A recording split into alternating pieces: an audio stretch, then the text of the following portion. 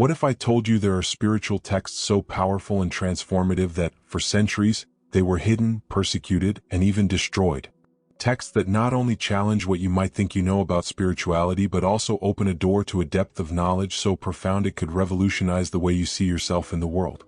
Today we invite you on a journey through the forgotten pages of the Gnostic Gospels, a collection of writings long pushed into the shadows.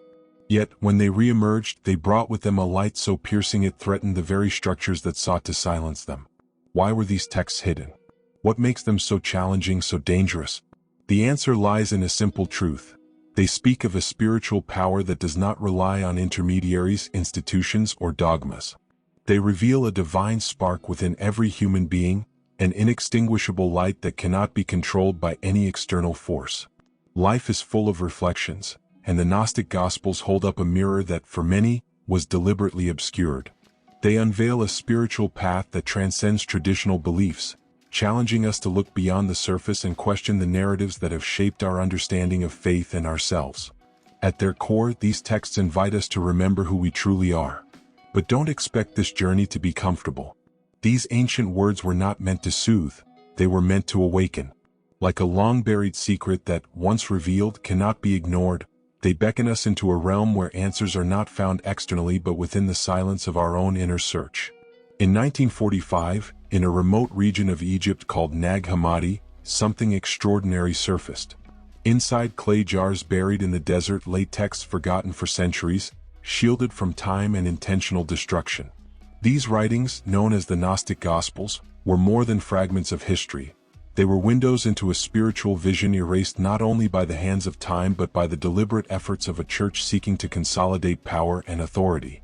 Gnosticism, the spiritual movement that gave birth to these texts, flourished between the 1st and 3rd centuries. It challenged prevailing ideas, offering a radically different interpretation of the relationship between the divine and the human. Instead of a distant God requiring mediation through religious institutions, the Gnostics spoke of a direct experience, an inner knowledge that transcended rituals and hierarchies. This knowledge, called gnosis, was a living connection with the divine, achieved not through blind faith but through profound personal experience. This movement, however, collided with the emerging church, which sought to unify beliefs and doctrines into a structured system. The Gnostics not only rejected this structure but actively defied it. They claimed they needed no intermediaries to find God, for the divine realm was already within each person. For an institution building its authority on the role of intermediary, this was unacceptable. The response was relentless. Texts were burned, communities were persecuted, and the word Gnostic became synonymous with heresy. Yet what is fascinating is that despite this systematic censorship, some seeds managed to survive. The discovery at Nag Hammadi was one such seed, germinating decades later in a world finally ready to hear its whispers. These texts are not mere relics of a forgotten past. They are witnesses to a spiritual struggle. They remind us that there have always been, and will always be, alternative paths to seeking the sacred. Paths that do not follow paved roads but invite us to traverse uncharted territories within ourselves. Imagine, for a moment, what it meant for those who read these texts for the first time after centuries of silence. To find words that challenged everything they had been taught to believe. To encounter a vision of a divine presence that was closer, more accessible, more human. It's no wonder these texts were seen as dangerous. They didn't just challenge orthodoxy. They invited people to question their own relationship with spiritual power. What could these texts teach us today, in a world still wrestling with the balance between spiritual freedom and institutional control? What was lost when these writings were buried, and what might we reclaim by bringing them back into the light?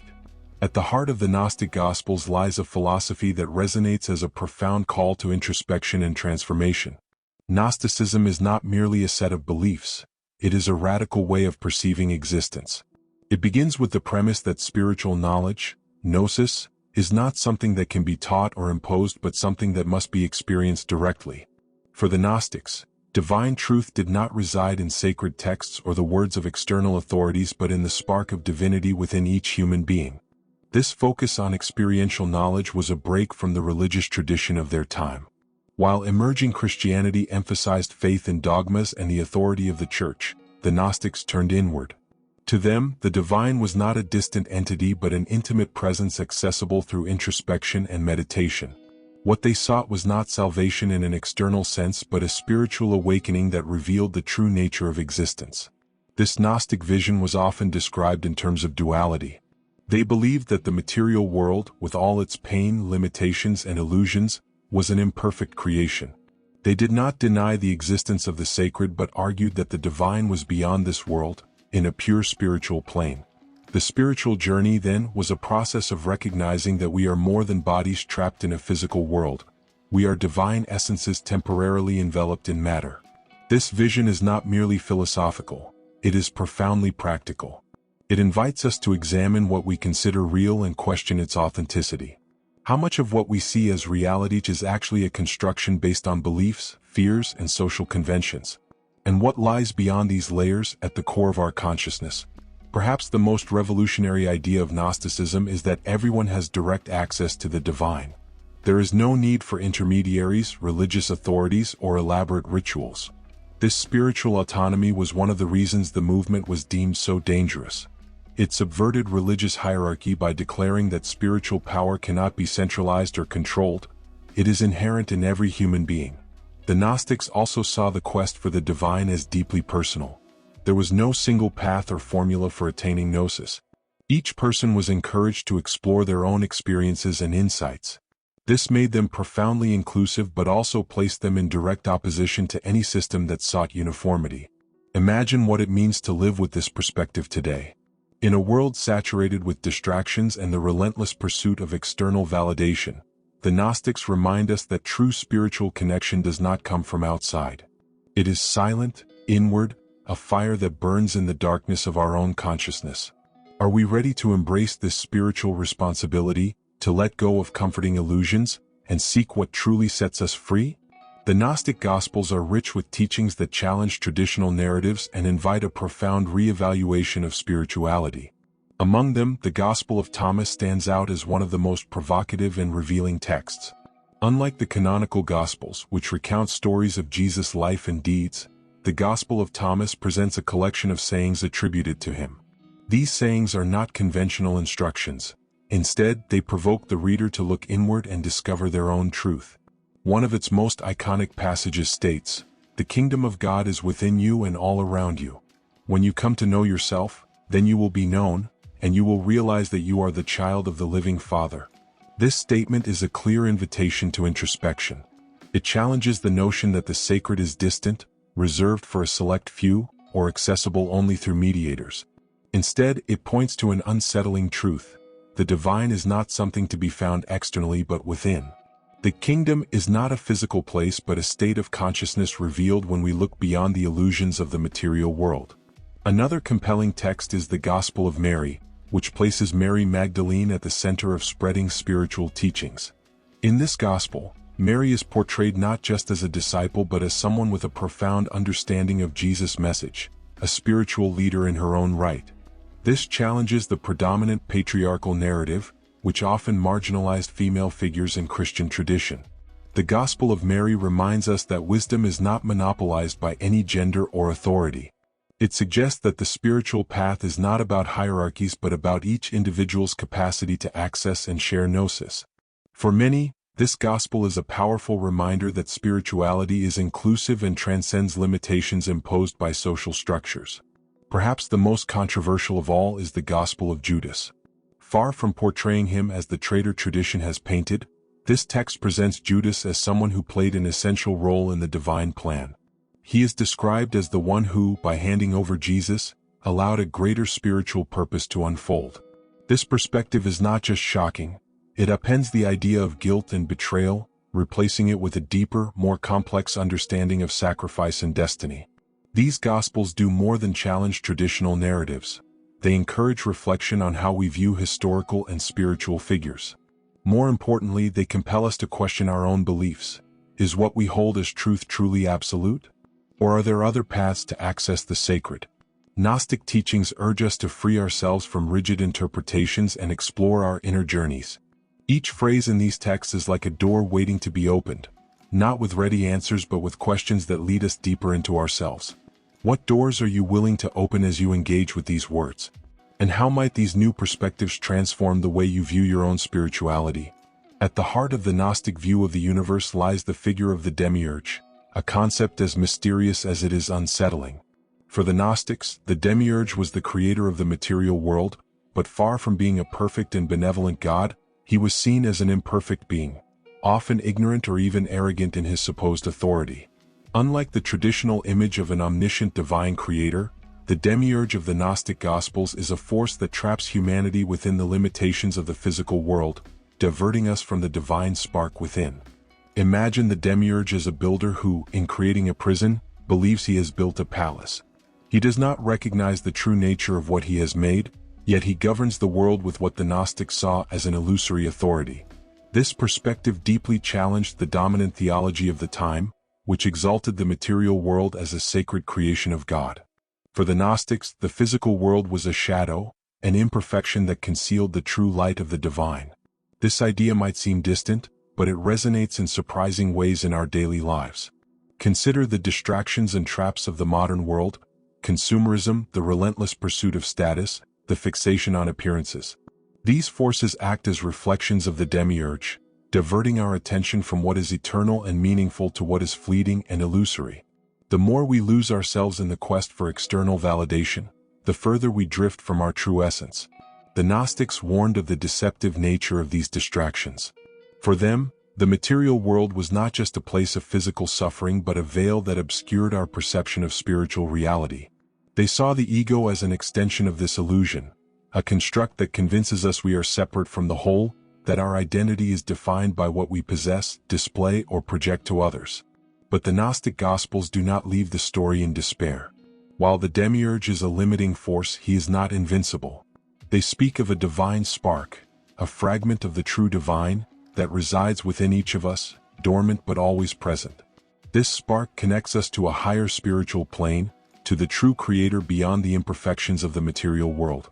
For the Gnostics, the spiritual journey is the process of awakening this spark.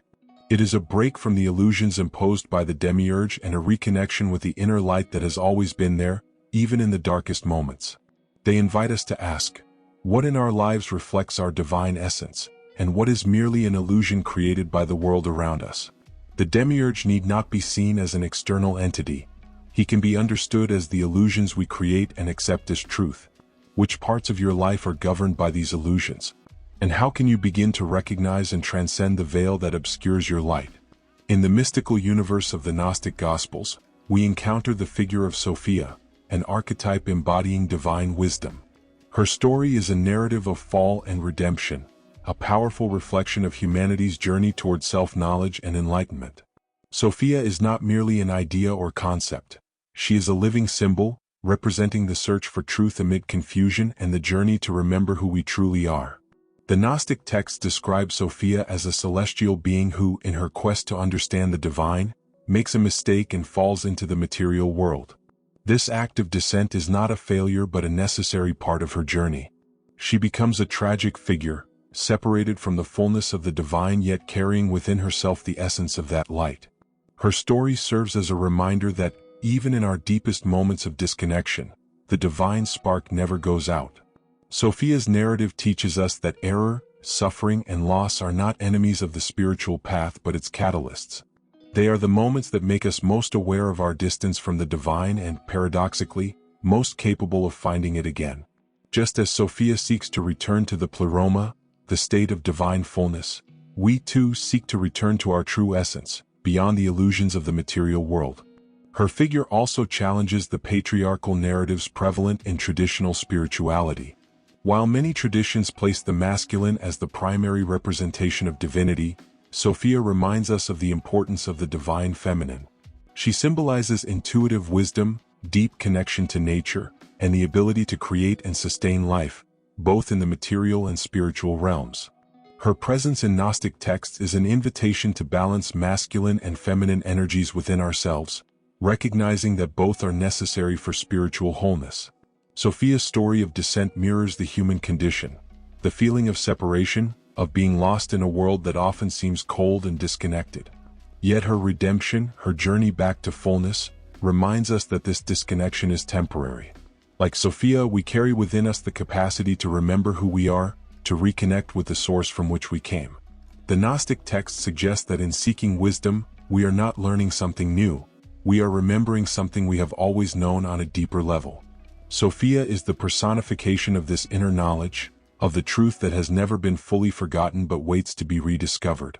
Her story asks us, how can we transform our falls into opportunities for growth? How can we use the intuitive wisdom already within us to navigate the material world without losing sight of our spiritual essence? Sophia shows us that the path of wisdom is not linear. It is full of detours, challenges, and moments of darkness. But it is precisely in these moments that we find our strength, our truth, and ultimately our light. The Gnostic Gospels offer a perspective that may initially seem uncomfortable but ultimately liberating. Suffering is more than a condition to be avoided, it is a portal to awakening. For the Gnostics, suffering is not merely a punishment or random burden but a key, an invitation to transcend the illusions of the material world and rediscover the connection to the divine. Imagine suffering as fire. At first, it burns and seems to consume, but when faced with courage, it purifies, revealing what is essential. This fire does not destroy the divine spark within you. On the contrary, it intensifies it, stripping away the layers of fear, ego, and resistance that obscure your true light. In daily life, suffering takes many forms: losses, failures, disconnections. Each of these moments carries a hidden lesson, an opportunity to look inward and ask, what is this trying to teach me? What within me needs to be transformed? This perspective does not romanticize pain but acknowledges it as an inevitable and, in some ways, necessary part of the spiritual journey. The Gnostic texts invite us to explore suffering as a mirror. When we are willing to face it without fleeing, we realize that it reflects the areas where we are most attached to the illusions of the material world. The attachment to control, external validation, and constructed identities. All of these are challenged by painful experiences, forcing us to question who we truly are and what truly matters. One of the most profound phrases attributed to the Gnostic texts is, "All suffering contains a doorway to enlightenment." This doorway is not opened automatically. It requires attention, presence, and a willingness to face discomfort. It is the moment when we stop resisting suffering and start exploring it as a passage to something greater. Connecting this to everyday life, we can see how seemingly simple challenges, a disagreement, a rejection, an unexpected setback, can be used as catalysts for spiritual growth. It is not about passively accepting suffering but using it as a teacher. Ask yourself, what is this experience trying to show me about my attachments? How can I use this to become more aware of my divine essence? The Gnostics believed that enlightenment is not found outside us but within, in the process of overcoming the layers of illusion that separate us from our true nature. And suffering, paradoxical as it may seem, is one of the most powerful tools for that transcendence. Think of the most challenging moments in your life. Were they not the ones that shaped who you are today, strengthened your resilience, and deepened your understanding of yourself and the world? These moments are like stones in a river. At first glance, they seem to be obstacles, but in reality, they create the currents that push us to move and transform. If suffering is a doorway, are you willing to walk through it? And what might be waiting on the other side? The Gnostic Gospels offer a profoundly transformative vision. The kingdom of God is not a distant place or a future reward. It is here now within you. This idea challenges the conventional narrative that the divine exists outside of us, in an inaccessible realm, and invites us to look inward, to the place where true spiritual connection already resides. When we hear the words, "The kingdom is within you," we are confronted with a disconcerting truth. Everything we seek, peace, love, wisdom, purpose, already exists within us. There's no need to wait for a savior, a perfect moment, or an ideal state. What is needed is the recognition of this reality, the awakening to the fact that external pursuits are often distractions from what has always been available to us. The Gnostics rejected the idea that religious intermediaries were necessary to access the divine. For them, the inner kingdom was accessible to anyone willing to seek gnosis, the direct and experiential knowledge of spiritual truth. This was not simply a matter of belief but an experience, a realization that emerges when we transcend the illusions and distractions of the material world. In today's world, where we are constantly bombarded by external stimuli, the idea of the kingdom within is even more relevant. We live in a culture that teaches us to look outward, for validation on social media, happiness in material achievements, and meaning in external approval. Yet, no matter how much we chase these things, they never seem to be enough. The Gnostics remind us that the emptiness we feel cannot be filled by what is outside because it can only be filled by what already resides within. Imagine the inner kingdom as a flame hidden beneath layers of ash. The external world, its demands, worries, and fears, is like the wind trying to extinguish it. Yet this flame never goes out. It waits patiently for you to clear away the ash, to blow off the dust of distractions, and to recognize it. The kingdom within you is not lost. It is merely obscured by the stories you have been led to believe. The Gnostics also emphasize that this inner search is not a path of isolation. While the kingdom is within each of us, awakening to this truth connects us to something greater, the universal flow of the divine. When we recognize our inner light, we also see the light in others, and what once seemed separate reveals itself as a profound unity. The challenge is simple but not easy. Stop searching outward and begin exploring inward. This shift in perspective requires courage, as it demands letting go of the ideas and expectations that have shaped our worldview. Yet, in that letting go we find freedom, and in that freedom we discover the kingdom. Are you searching in the wrong place for something that has always been within you? How would your life change if, instead of seeking, you began to remember who you truly are? The suppression of the Gnostic Gospels tells us more than just a story of lost texts. It reveals the fear of the power these ideas could unleash. When they were buried and labeled as heretical, it wasn't just a collection of words that was silenced, it was a spiritual vision that could have altered the course of humanity. These texts were not hidden because they were irrelevant, but because they directly challenged the structures that sought to control spiritual experience. Over the centuries, humanity lost an alternative path, one that didn't rely on rigid dogmas but on the spiritual autonomy of each individual. Imagine the impact if, instead of centralizing spiritual authority in institutions, we had promoted the idea that every person can directly access the divine within. How many wars, how much judgment, how much division might have been avoided? The loss of these teachings also leaves us with an unsettling question. Are we still ignoring or suppressing ideas that could liberate us spiritually? In a world where so many voices compete for our attention, where we are often guided by fear rather than wisdom, are we overlooking lessons that could reconnect us to our essence? The Gnostics were seen as dangerous because they refused to accept reality as it was presented.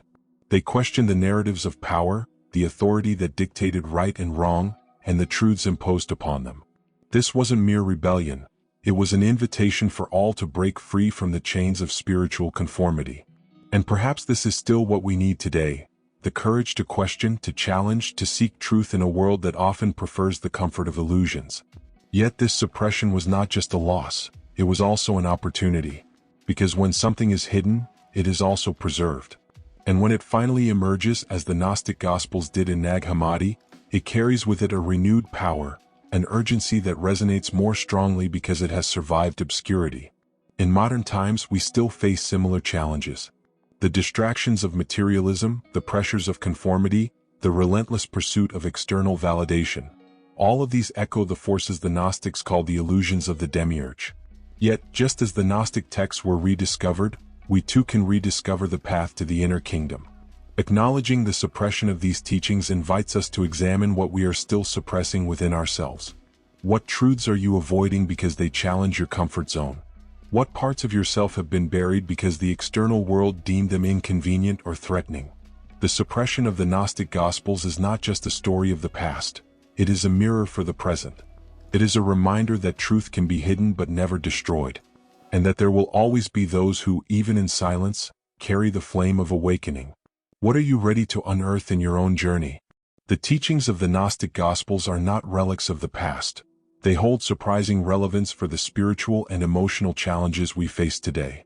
In a world marked by anxiety, disconnection, and an endless search for meaning, Gnostic principles serve as a beacon, offering perspectives to help us navigate modern chaos. One of the central ideas of Gnosticism, that the material world is filled with illusions, resonates strongly in an era dominated by materialism. We live in a world that tells us we will be complete when we have more, achieve more, become more. Yet the more we chase these promises, the more we realize the emptiness remains. The Gnostics remind us that this void is not something to be filled by external things but an invitation to return to what already exists within us. The modern world is also saturated with distractions. We are constantly connected yet rarely present. The Gnostics spoke of breaking free from the prison of the demiurge, which can be understood today as the avalanche of stimuli keeping us fixated on the superficial. They invite us to break free from these chains of distraction and explore the silence and depth of our own soul. There is also a remarkable parallel between Gnosticism and other spiritual traditions.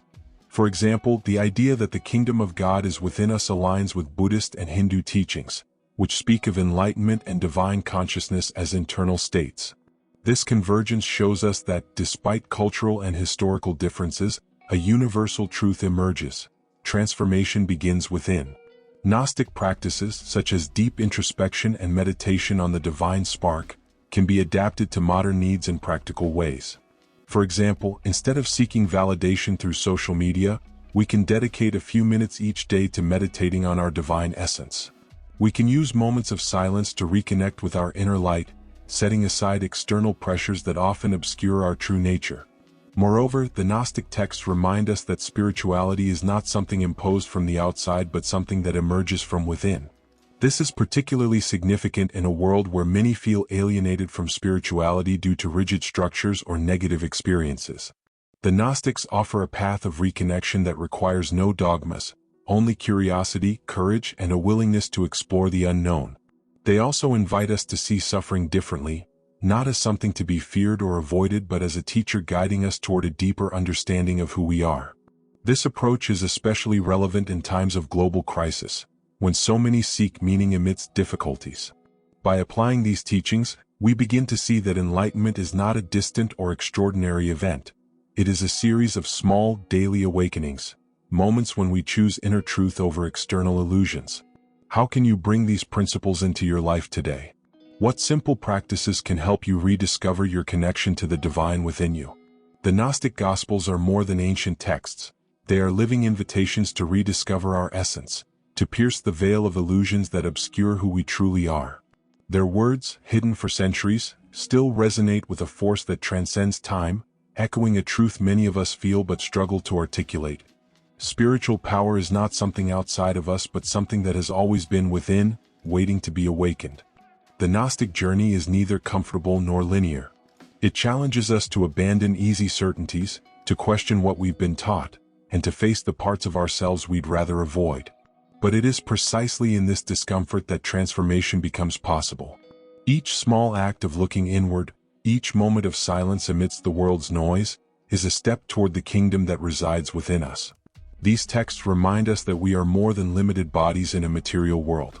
We are divine sparks, fragments of the infinite, carrying within us the potential to create, transform, and connect with the whole. Once realized, this truth cannot be erased. It becomes a guiding light, even in our darkest moments. Perhaps this is the most powerful lesson of the Gnostic Gospels, that the divine is not a distant promise but a present reality. It is not something to be earned but something to be recognized. What we seek outside has always been within. What we feel as separation is, in truth, an illusion we can overcome. But this rediscovery does not happen on its own. It requires action, intention, and practice. It asks us to step away from the distractions that bind us and turn inward with courage and curiosity. For it is there, in the silence of our own soul, that the divine waits for us. So I ask, what truths are you ignoring that could transform your life? What steps can you take today to begin this journey back to your essence? If these words resonated with you, I invite you to continue exploring. Like this video, subscribe to the channel, and share your reflections in the comments. Your journey is unique, but by sharing it, you also inspire others to embark on theirs. Together, let's keep this flame alive, rediscovering the divine that resides in all of us.